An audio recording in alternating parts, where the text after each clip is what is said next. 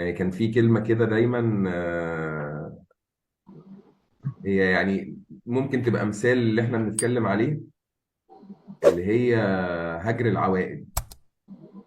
ان انا متعود على حاجة، ف...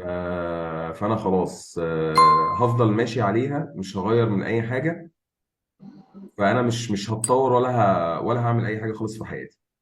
اليوم اللي بقرر فيه ان انا اهجر العوائد بتاعتي، الحاجات اللي انا معتاد عليها ومعتاد على تكرارها يوميا، هو ده اليوم اللي انا هبدأ منه نقطة تطوير.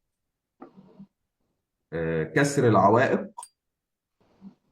ان انا اكسر اي حاجة بتعيقني على الوصول للهدف ده.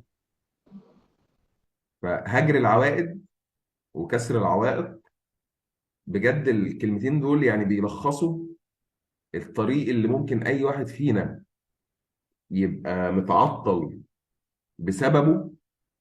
هي دايما بتبقى العوائق او القيود اللي بتبقى في طريق اي واحد فينا.